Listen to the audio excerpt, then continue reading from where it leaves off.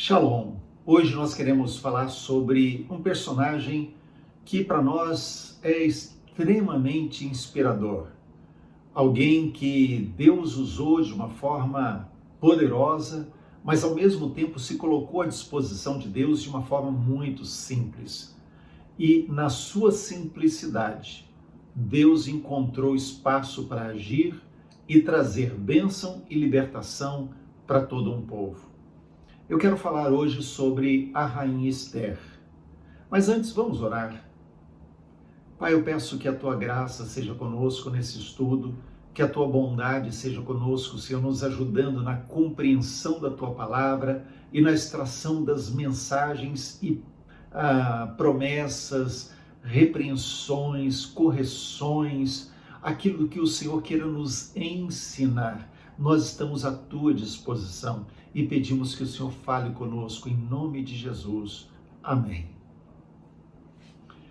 Quando nós pensamos na história da rainha Esther, para mim particularmente vem essa ideia de alguém muito simples. Afinal de contas, ela foi tirada do meio do seu povo, do meio de outras jovens e afastada completamente da sua família.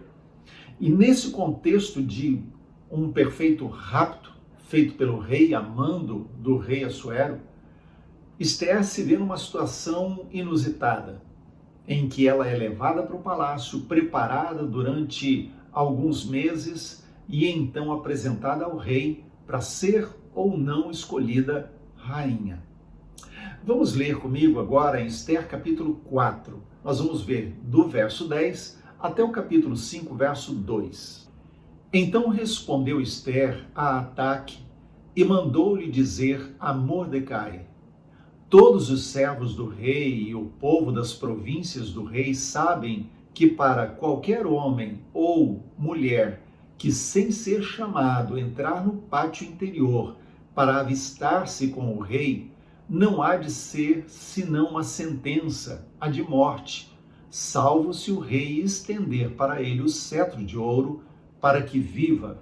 E eu, nesses 30 dias, não fui chamada para entrar ao rei. Fizeram saber a Mordecai as palavras de Esther.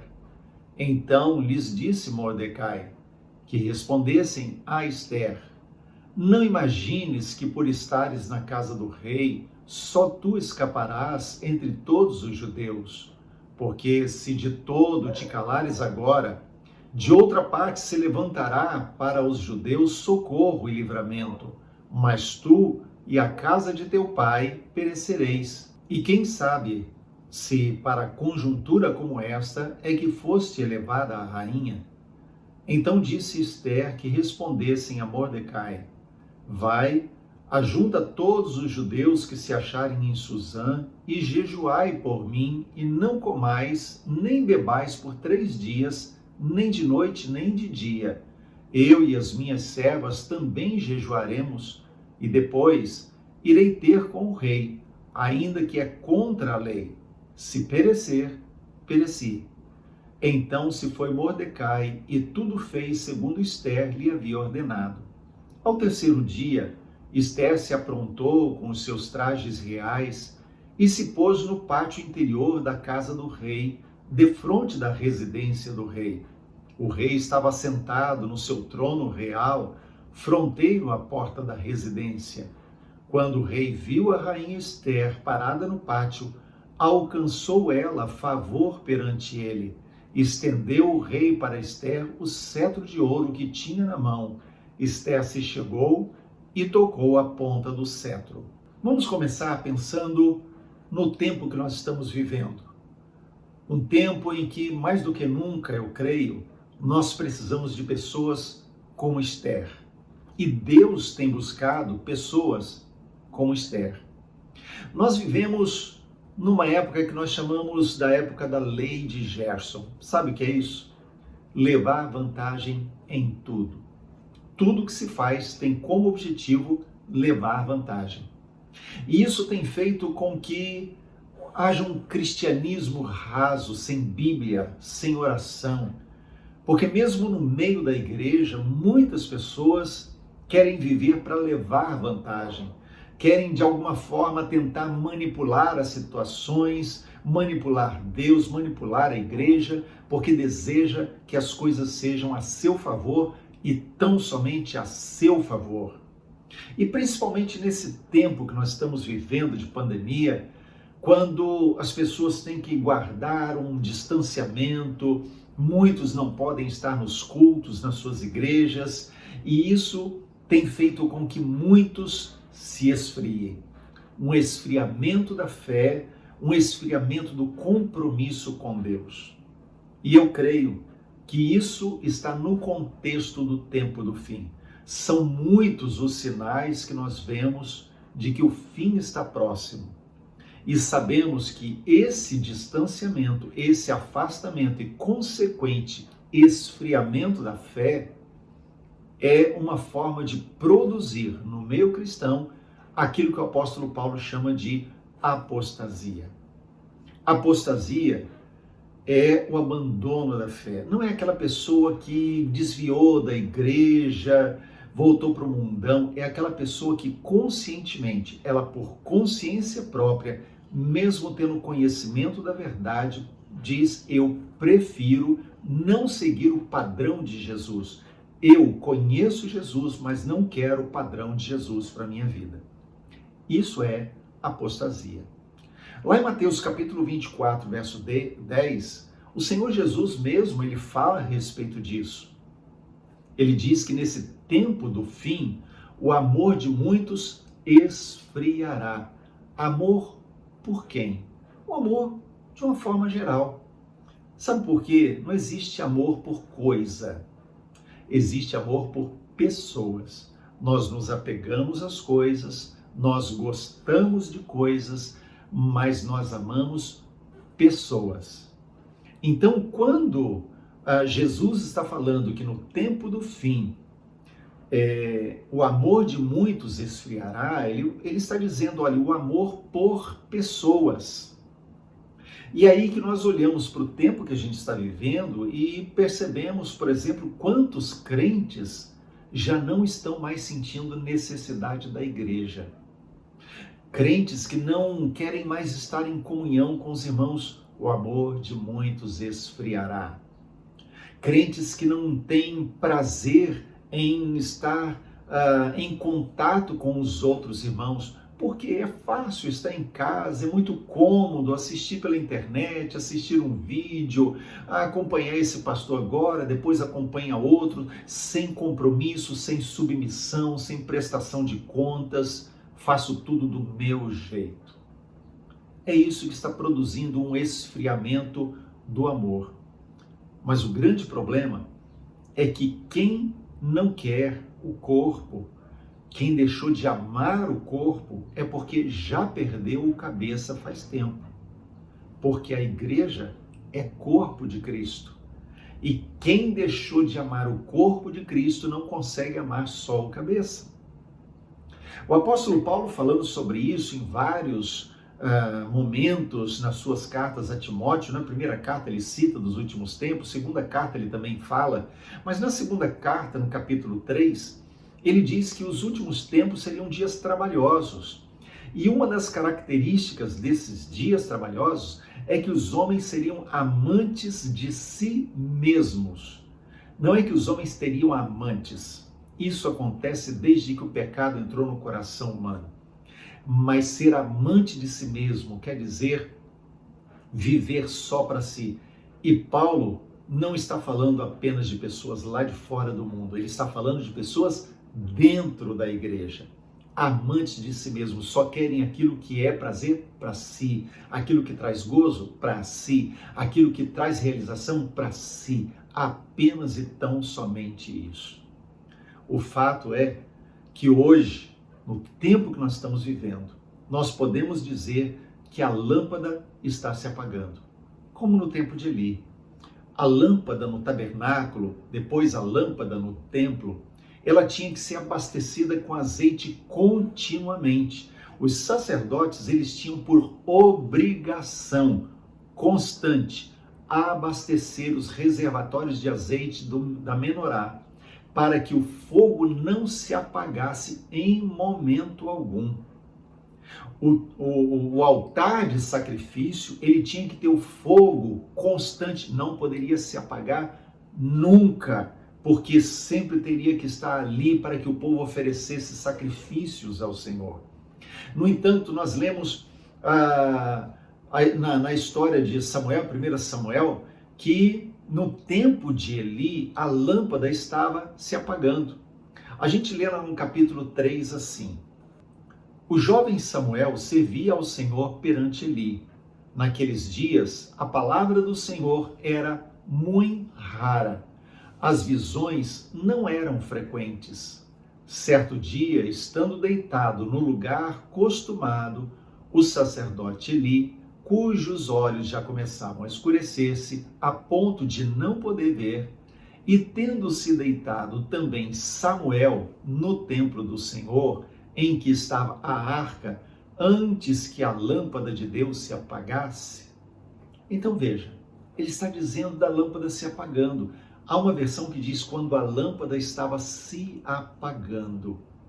Isso quer dizer que os sacerdotes estavam perdendo o foco, a igreja, o povo já não oferecia sacrifício, já não se aproximavam de Deus, já não buscavam ao Senhor. É nesse contexto que Samuel é levantado sacerdote profeta do Altíssimo. Então, o que nós vemos nesse tempo que nós estamos vivendo é exatamente isso. Um tempo em que a lâmpada do Senhor está se apagando e Deus não está sendo buscado. Deus não está sendo encontrado. Deus está sendo deixado de lado. Porque quem deixa o corpo, deixa também o cabeça. Esse é um tempo que nós estamos vivendo de muita idolatria. E o que é idolatria? Idolatria é criar um Deus que eu possa manipular. Idolatria é eu criar um Deus que me dê o que eu quero sem questionar. Idolatria é criar para mim um Deus que aceita qualquer coisa que eu oferecer para ele. Então vivemos um tempo de idolatria, em que queremos manipular Deus, em que queremos que Deus nos dê as coisas que nós queremos, segundo o nosso egoísmo, a nossa cobiça, sem que a gente ofereça de fato nada. E quando oferecemos, oferecemos qualquer coisa. Oferecemos qualquer coisa. Isso é idolatria. É por isso que alguém já disse que nós temos criado muitos Jesus. Porque para cada um ou para cada situação um Jesus diferente. Ah, você crê em Jesus? Creio. Mas o seu Jesus não tem nada a ver com a Bíblia. É nesse contexto que entra a história de Esther. É aqui que entra a história de Esther. Por quê? Porque dentro do contexto da história, sabemos que o rei Assuero, ou Xerxes, ele tinha uma esposa chamada Vasti. E Vasti, ela é identificada dentro da história de Esther como religião. Enquanto Esther é identificada dentro da história como a verdadeira adoração, a verdadeira adoradora.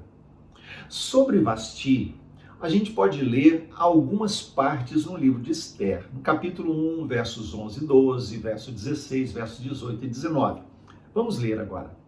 Ao 7º dia, estando já o coração do rei alegre do vinho, mandou a Meumã, Bista, Harbona, Bigtar, Abagta, Zetar e Carcas, os 7 eunucos que serviam na presença do rei Assuero, que introduzissem à presença do rei a rainha Vasti com a coroa real, para mostrar aos povos e aos príncipes a formosura dela, pois era extremo formosa.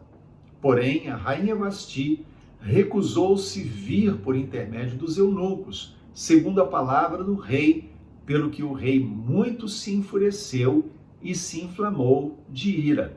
Verso 16. Então disse Memucã, na presença do rei e dos príncipes: a rainha Vasti não somente ofendeu ao rei, mas também a todos os príncipes e a todos os povos que há em todas as províncias do rei Assuero.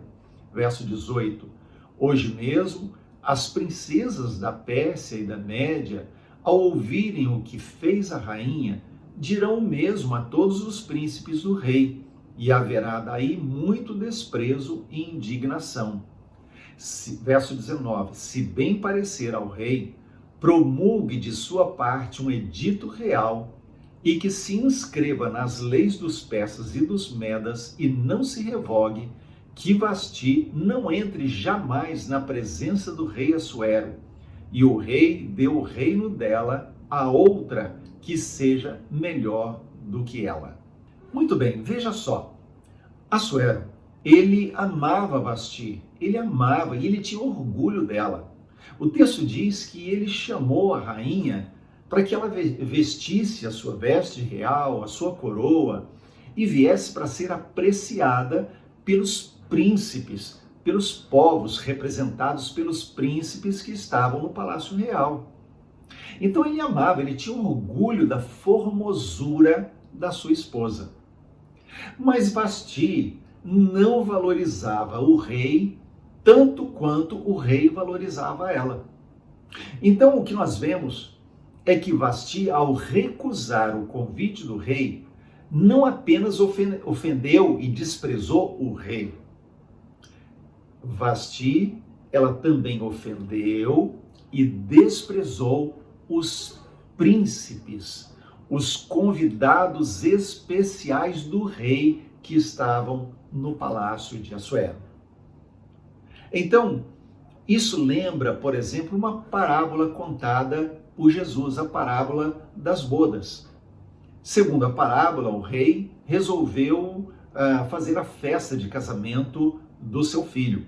E então ele mandou seus servos chamarem os convidados.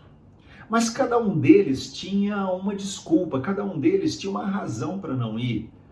Então o rei, ao ouvir as desculpas, as escusas dos seus convidados, ficou tremendamente indignado com isso.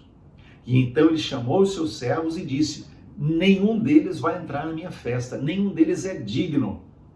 Vá às ruas, vá aos valados, vá às encruzilhadas, vá a todos os lugares e beiras dos caminhos, traga quem vocês encontrarem. Tragam todas as pessoas, forcem essas pessoas a entrarem, porque aqueles convidados não eram dignos, porque tinham coisas mais importantes para fazer do que estar comigo. Veja, os convidados desse rei, eles não estavam dizendo que eles não gostavam do rei. Muito provavelmente, se houvesse oportunidade, eles iriam dizer: nós amamos o rei, nós queremos estar com o rei, mas não queremos estar nessa festa. Então esses convidados desprezaram, ofenderam não apenas o rei que os convidou, mas eles ofenderam e desprezaram também os convidados desse rei que estavam nessa festa. Então, quando nós vemos isso, nós vemos que a Vasti, ela representa esses convidados, que embora tendo o privilégio de ser alguém especial do rei, convidado primeiro pelo rei, não deu ao rei e aos convidados do rei o devido valor. Por isso Assuero tomou uma decisão. Ele disse: nunca mais ela vai ter lugar na minha presença. Esse foi o conselho que ele recebeu, esse foi o decreto que ele promulgou. Aí ele manda então buscarem no meio do povo jovens, das quais ele escolheria quem seria a próxima rainha. E é nesse contexto que Esther é tirada da sua família e levada junto com muitas outras jovens para um lugar separado a mando do rei. E eu fico imaginando o coração de Esther. Eu fico imaginando o medo, porque ela era uma pessoa comum, ela era como eu e você, e ela estava sendo raptada. Era o rei, mas era um rápido. Ela foi tirada à força do meio da sua família e levada para um lugar distante. Mordecai, ou Mardoqueu, que era seu tio e fazia também o papel de pai para ela, ele estava sempre por perto, ele ficava à porta do Palácio do Rei, ele queria notícia de Esther, mas ele não tinha acesso direto a ela. Então ela ficou isolada. Eu imagino não só o medo, mas eu imagino as angústias, eu imagino a solidão, afastada da família, assim, repentinamente, sem chance de uma despedida, de um planejamento, de contatos periódicos. E ela estava lá, sozinha, enfrentando aquela situação ante a possibilidade de ser aceita, escolhida ou rejeitada para ser rainha. E o que viria depois, ela não sabia. Mas o fato é que Esther é tirada então do meio dos seus, levada, e durante 12 meses ela passa, junto com as outras, mas ela passa por banhos de purificação e de perfume. Esther é preparada por longos 12 meses para poder entrar à presença do rei. Por que ela não tomou apenas um banho, uma ducha e entrou à presença do rei? Porque todos aqueles aromas, perfumes, bálsamos que eram usados para os seus banhos de preparação tinham que se tornar parte da sua essência. Isso nos fala da verdadeira adoração. Quando o adorador não entra à presença do rei de qualquer jeito. O adorador, ele se prepara, ele se purifica para poder entrar à presença do rei. Mas aí entra na história de Esther um outro personagem chamado Amã. E Amã, que estava sempre junto ao rei, o palácio do rei, ele concebe um plano, porque ele tinha um coração extremamente egoísta. O seu orgulho fazia com que ele desejasse que todos se curvassem a ele, que todos o exaltassem. E aí ele encontrou um problema, que foi o povo judeu, porque os judeus não se curvavam a ele. E isso provocou nele uma ira muito grande, porque ele queria ser louvado por todas as pessoas. Então ele concebeu um plano de exterminar todos os judeus. No seu coração, na sua mente, ele queria um holocausto, exterminar um povo e acabar com a existência dos judeus, porque eles não se curvavam diante dele. E Amã, a gente sabe, é uma figura de Satanás, daquele que veio para matar, roubar e destruir. E ele veio matar. Amã veio matar os judeus. E aí é que entra também, mais uma vez, a história ou a figura de Mordecai.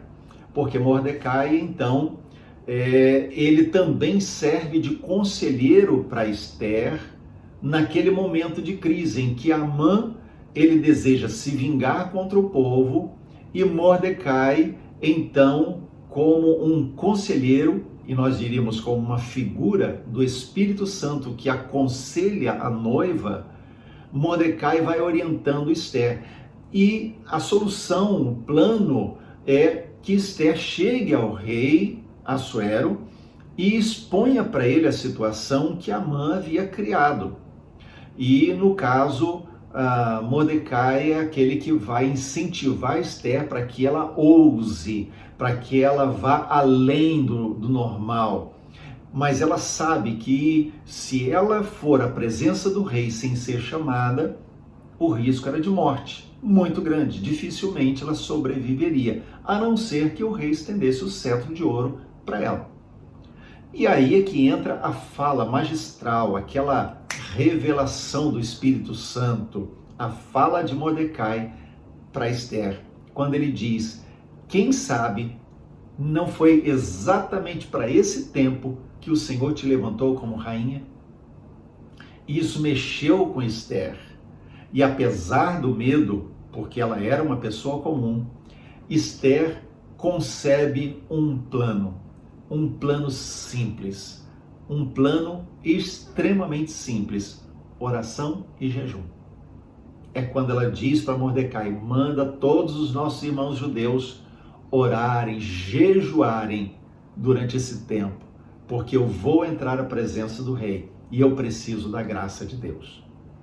Esther não tinha garantia nenhuma de que daria certo. Ela não tinha garantia nenhuma de que o rei a receberia. Então ela estava à mercê do rei. Ela dependia única e exclusivamente da graça do rei, de que ele olhasse para ela e fosse favorável a ela e estendesse o cetro. Então ela vai, se coloca numa posição para ser avistada pelo rei. Então, apesar de ser rainha, ela podia ter morrido naquele momento. Apesar de ser noiva, ela podia ter sido destruída. Mas a bondade, a benignidade, a graça proveniente do coração do rei fez ele estender o cetro para ela. E ela então foi recebida à presença do rei. E aí é que nós vemos que a atitude de Esther foi de ousadia, mas de dependência. Ousadia porque era um atrevimento entrar à presença do rei, mas também era dependência, porque ela dependia da graça, da bondade, da benignidade do coração do rei. E é assim com a nossa vida. Quando nós aprendemos a andar com Deus, descobrimos que Ele, o Senhor, é aquele que é o Deus Todo-Poderoso e precisamos ir à sua presença com santo temor. Mas precisamos saber também que será a sua graça que nos garantirá o acesso. Amã, a figura do diabo, aquele que veio para matar, roubar e destruir. Assuero, a figura do rei, a figura do rei Jesus, daquele que está sentado no trono em toda a sua majestade, mas que também tem o poder de vida e de morte. Esther, a noiva, a igreja, aquela que está se preparando, se banhando para entrar à presença do rei. Veja, ela representa um povo. Não vai entrar sozinha. É um povo que entra na presença do rei. E é interessante isso, porque embora não fosse uma multidão entrando com ela naquele momento, Esther entrava como um povo. Todo o povo seria morto se não desse certo. E todo o povo seria abençoado se desse certo. Então é a noiva, o povo, quem entra na presença do rei. E Mardoqueu, ou Mordecai, ele é a figura do Espírito Santo. Aquele que aconselha, aquele que inspira, aquele que motiva, aquele que empurra para que a gente continue caminhando e crendo. Não foi para esse tempo que Deus nos colocou aqui, não foi para esse tempo que Deus nos estabeleceu como igreja, não foi para esse tempo que Deus nos plantou nessa casa, nessa família, não foi para esse tempo que Deus nos colocou nessa cidade, nessa nação. Deus não nos plantou em outro tempo. Se Deus nos plantou nesse tempo, foi para fazer diferença nesse tempo e para que muitos, pela nossa ousadia de continuarmos como povo, como igreja, como noiva, muitos sejam salvos por causa da nossa atitude de fé e dependência da graça. Deus quer que você hoje também seja como Esther, como parte desse povo que ama o Senhor, que ama o corpo do Senhor e que decide viver de tal forma que venha o reino do Senhor hoje e seja feita a sua vontade aqui como é feito no céu. Lembre-se, Amã, que semeou discórdia e queria trazer morte, colheu o que ele plantou. Ele queria a forca para Mordecai e ele acabou enforcado na própria forca que ele construiu. É assim que acontece muitas vezes, porque colhemos o que plantamos. Quando plantamos no reino de Deus, quando plantamos investindo na noiva amada do rei, o que colheremos é a benignidade, a bondade, a graça do soberano Senhor, o nosso Jesus.